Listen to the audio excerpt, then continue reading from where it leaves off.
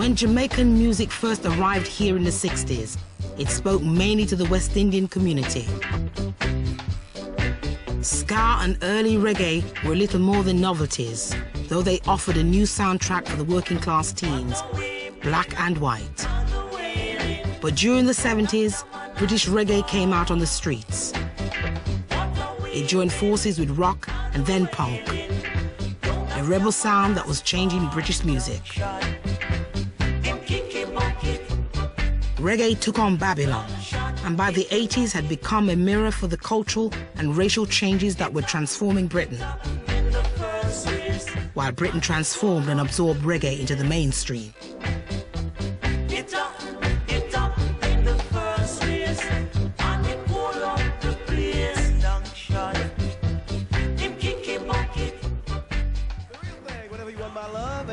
Rounding up the charts, and now from sunny Liverpool to the sunny Caribbean with the first reggae record ever to make #1, Desmond Dekker and the Israelites.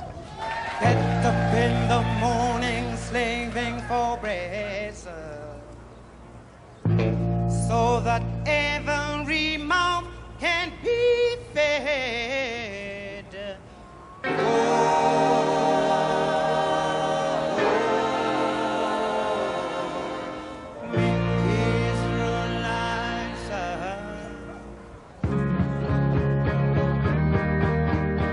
Get up in the morning, saving for bread, so that to every mouth can be fed. Israelites was the first reggae #1, reaching many who had never even heard the word reggae before.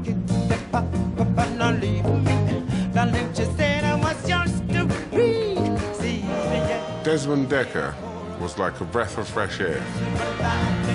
It just sailed to the top of the charts with Israelites. And I remember thinking it was, you know, a pop song with a reggae beat. It made us want to be like that.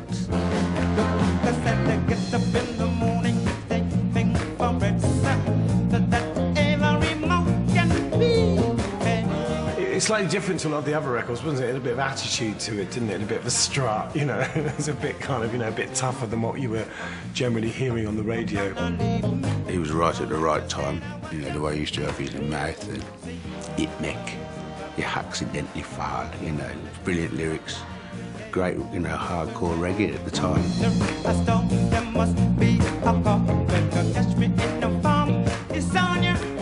The Israelites and the hits, you know, that was my introduction to reggae. You know, I was fascinated about how do you play it. You know, even as early as that, I had the idea of merging rock music with reggae music and finding some sort of middle ground, you know. So. Hits like Israelites may have sounded like novelty music at the time, but they inspired a new generation with a taste for reggae, which they would eventually make their own. I think people forget that there was this golden period in the late 60s, particularly early 70s, where there was a lot of particularly melodic reggae tunes having top 20 hits. Hit the spot! Black people on the telly period in the 60s and 70s, even if they were a criminal, we'd be all like, I was going to say ringing each other up, but the phone, we didn't even have phones in those days, but we'd be knocking on each other's doors. Black man on the telly, black man on the telly. If they were singing great music, even better.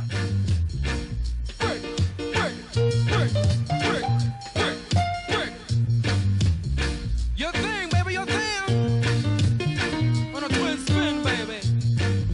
So by the time Dave and Ansel Collins had come along and was doing a kind of Booker T with a James Brown kind of voice, and they go, huh, hit it, Chucks of Mighty, ow! Good God. Too much, I like it, huh? What really got me was the fans. We had to actually run for our lives. You know, the screaming and shouting and grabbing and tearing up shirts and all them things. You know, it was crazy, but we enjoyed it. I am the magnificent baby. They would be banging on the door. They would be banging down the door. And you're saying, man, these people are crazy, you know. It was a bit surprising as well to us at times because we never thought that English people had so much oomph where the music is concerned. In the early 70s, reggae inspired both the West Indian community and the white working class fans. First mods, then skinheads.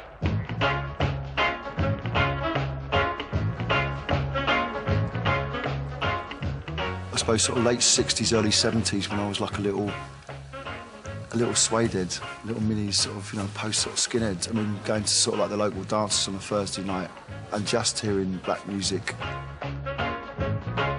Desmond Decker, Return of the Django, Liquidator, I mean, they were big records, I mean, you know, you'd always hear them. And that was kind of it, really. That was the start of the love affair. So in some ways, for us, it became our music, so to speak, because I suppose the lyrics and sentiment was sort of like, well, it was to do with a rebel stance, which we all associated with. This protest music, protest against injustice of people and all them things, right? And they saw me as a rebel and identified themselves as such. So there was some compatibility there. I think so, because you should see them. An anthem of the skinheads was Max Romeo's Wet Dreams. They loved the rebel beat and risque lyrics that saw it banned from clubs and BBC. Every night we go to sleep, we have wet dreams. Every night we go to sleep, me have wet dream. Lie down, girl, let me push it up, lie down. Lie down, girl, let me push it up, lie down. I think what happens is that they have a lot of anti-social feelings bagged up inside, and there was no way to actually spell it out. And here I come now as a little rebel, blurting out something like that, creating an upstir. So it was a good time for them to jump on the bandwagon and vent their anger. Push it up, lie down. Lie down, girl, let me push it up, lie down. That it's just wonderful. And I used to like it when I was 15. I thought the dances that the girls did with all their little feather cuts and their nice little tonic suits and things, that was just so cute. Throw all the punch you want to, I can take them all. These records, which were helping transform teenage Britain, had been arriving from Jamaica since the early 60s, when they were distributed by a profusion of independent labels. Producers like Jamaican-born Chris Blackwell were planting the seeds of the reggae music business. We were just about the first people who decided to record Jamaican artists making popular music for a Jamaican audience.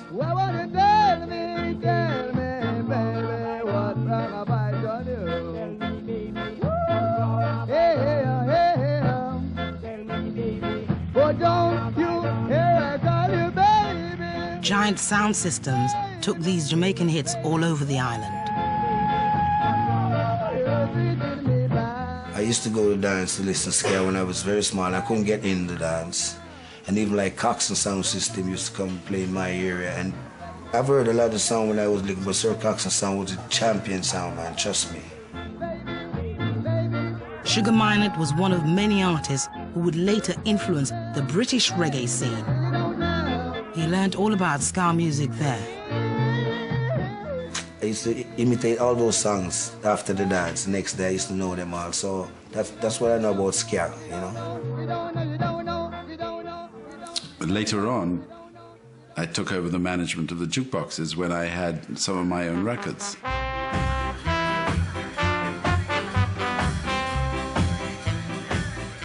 If I took off a record which had been on the jukebox for a bit and replaced it with a new record that the people didn't like, you'd hear immediately. It was something that I really learned, you know, from that experience. Within about 10 seconds, they were saying, take the record off. They didn't want to give it the time. That was it. It was just done within 10 seconds. And then sometimes, you know, there'd be a record that they'd like and everybody would get really excited. You know, it was an incredible sort of experience of instant response.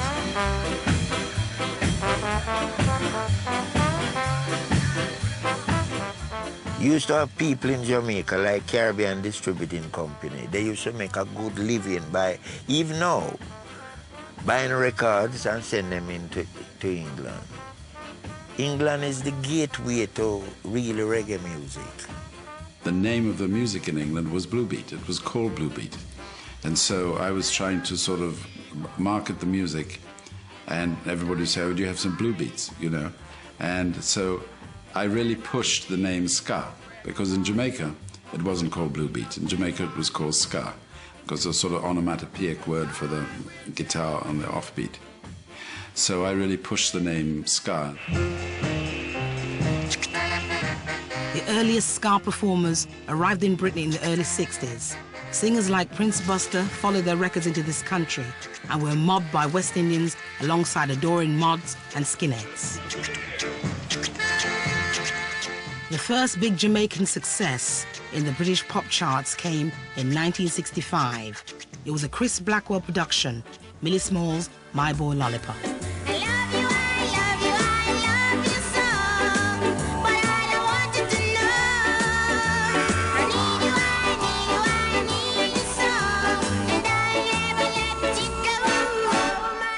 This record of Millie, which I knew was going to be a hit when I finished working on it. It never got to #1, unfortunately, it got to #2. But it became a huge hit and it changed my life completely. By the early 70s, a small number of producers were firmly in control of the Jamaican and therefore the emerging British reggae business. Though tens of thousands of records were distributed around the UK, many artists were not receiving much reward. Accountability was always a problem because it was about them. Oh, I'm selling you a record in England and, you know, you just have to take my word for it. This is how it goes. It was difficult to sue these people because you didn't know who to sue. We were told that it went to Jamaica to the producer. When we went to Jamaica to get our portion, we were told that it was left here for children to give it to us. I never really trusted these outlets. You're supposed to get a percentage on every record that is sold. That is royalty, mechanical royalties. You could get publishing, money from publishing, copyright, and these things. And I never used to get that at all. Just the £10 and that's it. You discover that you haven't got anything to show for what you have done. I became very depressed. And I locked myself away for quite a while.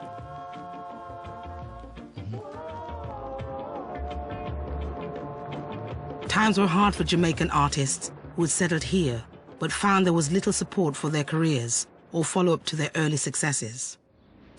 Their records were one-hit wonders. It was the tunes that mattered, not the artists. One reggae singer even recorded a musical plea to the BBC to play his people's music.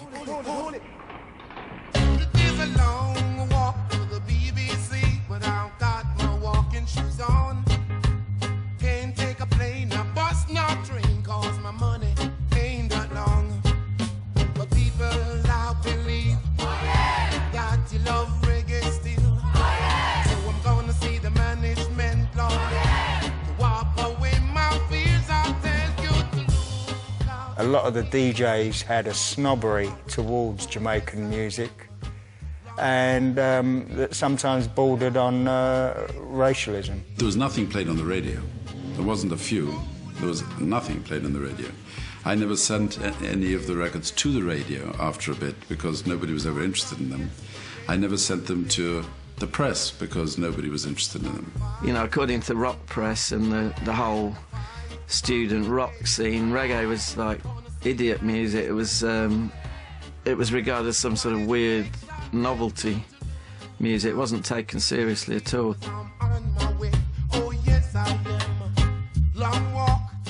Determined to get radio play, producers began remixing Jamaican recordings to make them sound sweeter. First off, they reduced the bass frequencies, and then they added an orchestral sound. It seems like companies like Trojan, to make the records accessible to the British buying public, seem to add strings to make it more classical. And then there was things like Young, Gifted and Black that went into the charts. Bob Andy Marcia Griffiths, Bob and Marcia, that had strings all over it.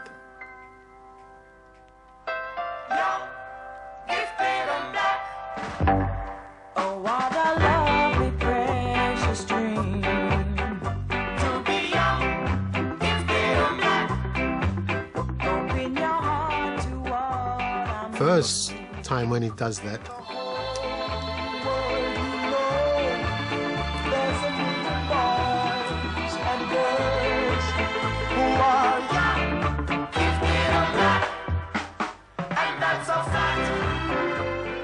I was very satisfied and very pleased with the strings. And so to hear a Jamaican recording, probably the first, to be so well endowed with such beautiful arrangements, I felt good to be a part of that. It was the music that we identified with. And my time in school, there wasn't many black kids in the class. There was about 3 or 4 of us at the time. We took our music to school. It was our music. It was something that we said this was ours. In the early 70s, British school curricula virtually ignored West Indian culture and history. Bearing in mind, we were never taught about ourselves at the schools. It was always about William the Conqueror, Battle of Hastings, Elizabeth I, the Spanish Armada. Things that really had nothing to do with our development, our growth spiritually, physically, mentally. At that time, it was very important to me. As a matter of fact, I've never looked back since in the direction I've decided to take. As a first-generation British-born black, we'd seen how our parents were really getting shafted by trying to anglicise themselves to be accepted. And we weren't buying that.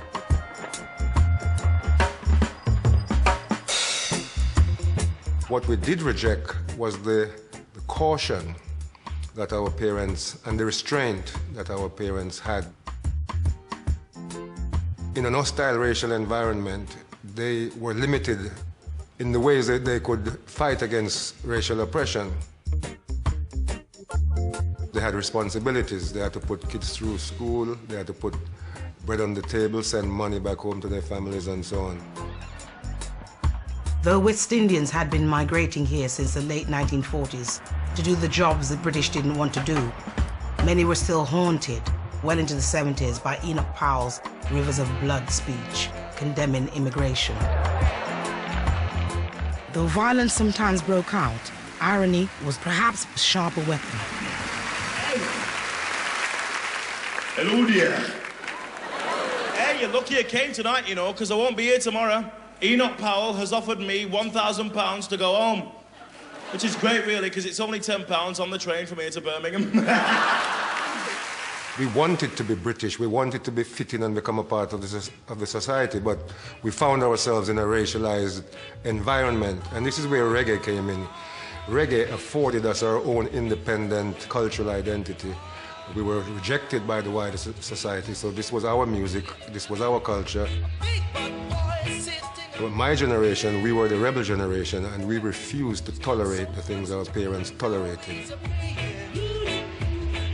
Listening to the imports coming in from Jamaica, you could keep in touch with what was happening in the society. You could keep in touch with the language. We knew what we were supposed to sound like, because we were getting the music from Jamaica. But there was no visual accompaniment. I mean, I guess Bob would come along soon with the dreadlocks and everything, but, for imagery of Jamaica, we'd invariably come from a postcard, and there'd be a man riding a donkey on a beach with a straw hat or somebody limbo dancing. But then I saw Harder They Come. That would have been in the early 70s. And I walked out inspired and empowered. I mean, we were all empowered after seeing Harder They Come. I mean, it was a story of somebody who'd come from the country, coming to the city to make it. And again, that really appealed to us as, we weren't exactly foreigners. We were born here, but we were made to feel like that. So Jimmy Cliff's struggle, it struck a chord with us. While cinemas introduced the Jamaican rude boy image to these shores, it was the sound systems that carried the music around the country. Homemade monster speakers updated the old Jamaican equipment. The sound system is totally responsible for the development of reggae in this country because radio didn't play it. In order to have the audience know that it was available, it had to be played on the sound system. If the sound system didn't play a particular record, you can bet it wouldn't be a hit. I remember in my teens standing up in front of the 18-inch bass speaker. It used to be a great feeling hearing the bass running through your solar plexus or whatever you want to call it, running through your system, the bass. And Jamaican music is bass-led.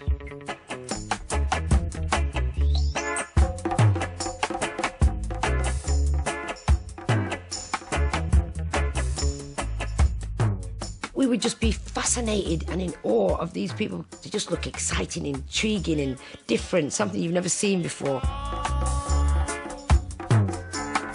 They would be sitting in front of a speaker and you could see their bodies going... And I wanted to experience that, and I used to stand in front of the speaker waiting for the beat of the bass line so I could go. Then you started to smell the weed. Right, and it was part of their culture and part of their, and it was a lovely smell. And I remember dabbling, trying it out, high as a kite. There used to be, in the neighbourhood where I lived, there always used to be house parties. I'd sneak out of my bedroom window and go down the road to one of these house parties, stay there for a couple of hours, and then come back and sneak back into the house. Hopefully without my parents finding out, but occasionally I got caught and got the beating of a lifetime, but for me it was worth it. What they were playing were the latest 70s imports from Jamaica, featuring new artists like Big Youth. The sound system, to be honest with you, the sound system was our BBC and ITV and CNN and everything, because through the sound system, we could get to communicate with the common people on the street.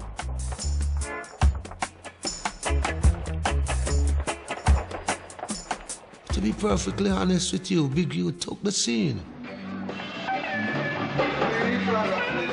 Big Youth helped introduce the British reggae scene to mystical truths about Jamaican street life and the pride and the faith of Rastafari.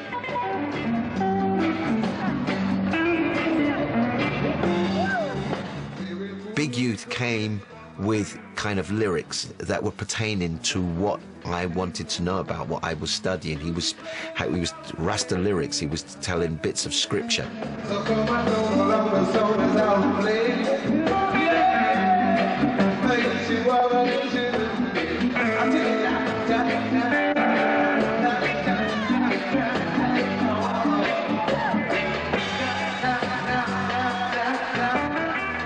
It was just an amazing thing. It was like, wow, where did this guy come from? The proverbial wisdom of Big Youth's first UK hit record was inspired by his Yamaha S90 motorbike. So I said, ride on, but don't you ride like lightning. Say, man, if you ride like lightning, you'll crash like thunder. So come on down along the sound and lead the ways out play. Ah, good catch. It was just like something totally new, totally original, never heard it before. And I said, yeah, I want to do that, you know what I mean? Young British musicians were enthralled by these Jamaican records and were desperate to see the artists who made them. Those artists were now fleeing the island to escape political gang wars. The songs they brought with them told of rough justice on the streets of Kingston. My name is Capo, C-A-P-O-N-E, Capo. If you listen to Guns Don't Argue and listen to the lyrics of that song, because it was a time when gun was just introduced to Jamaica, you know, and it was introduced by the politicians. What I was saying in that record, I'm a defender, not an offender. So don't let the children cry, or you'll have to tell Al Capone why. Don't let the children cry, or you'll have to tell Al Capone why. My barker will drop you, don't you know? Yeah!